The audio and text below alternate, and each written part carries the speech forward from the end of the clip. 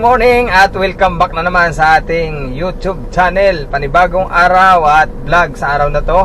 At isang malayo-layong biyahe na naman dahil ngayon lang ulit tayo makabiyahe ng from dito sa Manila going to Bicol, Ginubatan, Albay. So manggagaling kami dito sa Pasay dahil dito yung pick up ng pasahero ko. So dati nag-update ako kung ano ba requirement sa mga daan sa biyahe, kung ano yung requirements para tayo makauwi.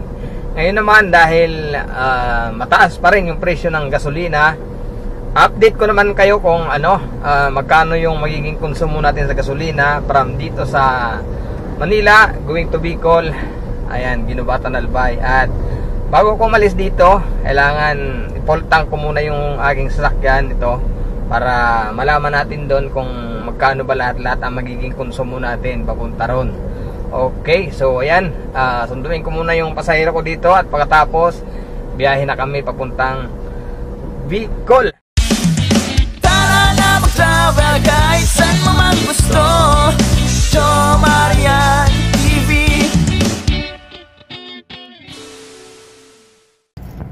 Yan, so full tank muna.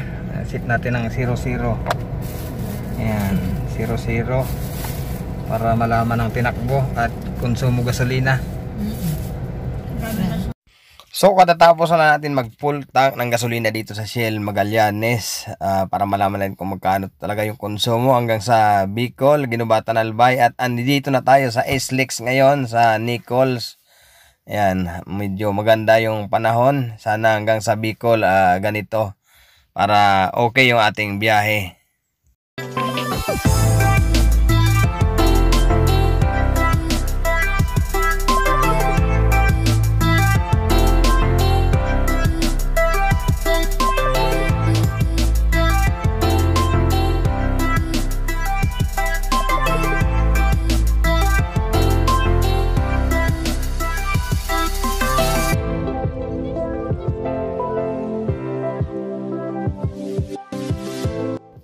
And dahil medyo tanghali na nga, nag-decide akong diretsuhin na lang tong Star Tollway. At bali i-exit tayo dito sa ano, Balite exit, din Lipa, at diretso tayo ng Padre Garcia, Rosario hanggang San Juan.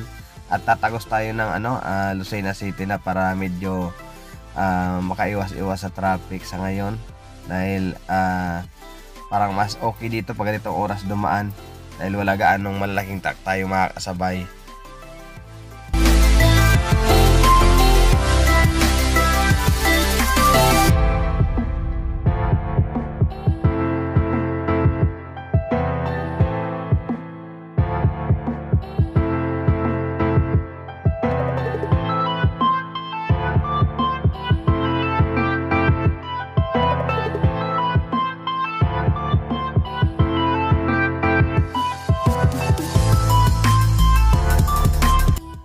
So nandito na tayo sa Lipa City ngayon at kakaliwa tayo dyan going ng Padre Garcia, Rosario hanggang San Juan, at tatagos na tayo ng ano, Lucena City.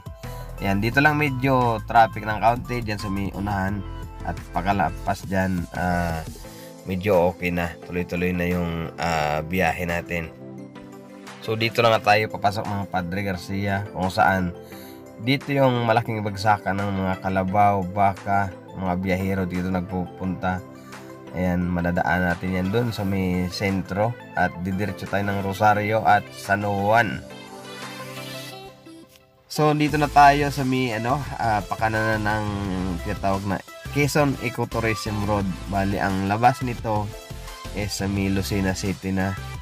Ayan, medyo nakaiwas-iwas tayo dun sa may bandang San Pablo, Santo Tomas, baka kasi traffic na doon, mga ganyang kalaking truck yung mga kasabayan natin doon. At least dito medyo kaunti lang, kaya hindi ko alam kung malapit dito o malapit doon, pero mas maganda kasi pag dumadaan ka yung di gaanong traffic, kasi pag traffic lalo sa Manila, sawang-sawa na tayo sa matitinding traffic. At ito na nga, nandito na tayo sa may Lucena City. Ayan, yung ano nila, parang rotonda dito. And at sa unahan, doon yung ano, Lucena Diversion Road, kanan tayo doon. Gawing na yan ng dito. Dire-diretso na ng Bicol. Ito talaga yung pinakang main na dadaanan kung doon tayo nagdaan kanina sa may Santo Tomas, San Pablo. Ayan, dito tayo tatagos. At least dito medyo nakaiwas-iwas at medyo muulan na sa may area na to. Minto muna kami dito sa Permels Fast Food bago magsigsag kasi kakain doon yung sigsag banda. Hindi ko lang alam kung bukas ngayon yung daan dyan kasi nung June pagbiyahe namin sarado, sa baba kami dumaan. So ngayon malalaman natin kung bukas ba. Ayan, dito tayo nagpark. Ang luwang ng parking nila kahit na bus, truck, kasya dito. At ganda ng kainan dito, napakaluwang kahit sa loob.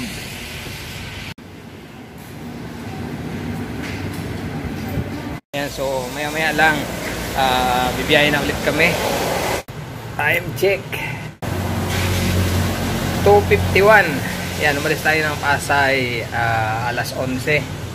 Siguro mga 10 andun na tayo sa Ginubatan, Albay. So papasok na tayo ng Sigsag Road. Di ko lang alam kung bukas ba. Yun, naka-temporary close pa rin, kaya dito pa rin tayo sa baba dadaan. Kaya yung biyahe po ng Bicol at pabalik ng Manila, wala mo nang nakadaan ng Old Sigsag Road, lahat dito sa baba dahil siguro nire-repair pa nila ng maayos para pag binuksan maganda na ulit yung kalsada dyan. So nandito na nga tayo sa may bahagi ng Calawag, Quezon at magpupultang ulit tayo dito ng gasolina para dire-diretso na dahil nangalahati na yung gasolina ko magmula ron kanina sa may Shell Magallanes, Pasay. So nandito na tayo sa Calawag. Ayan, karga muna tayo ng gasolina dito kasi ayan 75 lang yung B-Power gasoline nila. Yung pultang na yan, darating tayo sa Ginubatan, kalahati. Kaya dito kalahati na yung gasolina ko. Karga muna tayo bago dumiretso ulit ng biyahe. Shell Calawag. So nandito na nga tayo sa bahagi ng Naga City. Ayan, kahit paano nakarating tayo dahil dito sa may bandang Quirino medyo malubak yung pagdaan namin kanina, lalo sa may bandang Ragay at dito sa may bandang Sipokot bago kumana ng Quirino Highway. Pero okay lang yan, at least thank you Lord at nakarating na tayo sa lugar na to. Hindi naman tayo nagmamadali, basta pinag-uusapan dyan makarating tayo ng maayos sa aming pupuntahan. Narating na rin namin yung aming lugar dito sa Ginubatan, Albay. Ayan, kahit paano, thank you Lord. At nandito na kami. Bali, didiretso muna ako sa may Barangay Kitago para i-drop off yung aking sakay sa lugar na yon. Dito na ako sa bayan namin sa Ginubatan. Time check natin is 10:23. Pero nanggaling na ako dun sa pinagatidan ko nung aking pasahero sa Barangay Kitago ba? Barangay Kitago dun sa may taas. Yan. So ang naikas pala natin kanina, bali nakapagkarga na tayo sa may bandang Calawag. Ayan, 1,285. So ngayon may Shell dito sa may Diversion Road, sa bagong Shell dito sa amin. Makakarga ulit tayo doon para malaman natin kung magkano ba yung naging konsumo talaga from Metro Manila hanggang dito sa Albay, Ginubatan, Albay. So, para sa mga uuwi dyan, magbabakasyon o may mga balak magdala ng sasakyan from Manila, magkaroon kayo ng idea kung magkano yung magiging konsumo nyo sa gasolina. So yan, punta tayo doon at kakarga tayo ng pupultang natin doon para malaman natin talaga.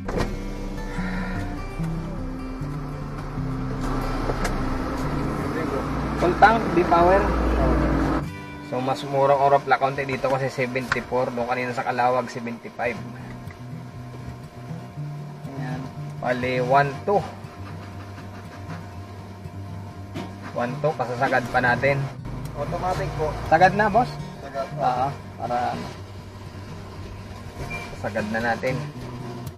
Ayan, so bali ang naikarga natin dito is 1,320 plus yung kanina sa bandang Calawag is 1,285.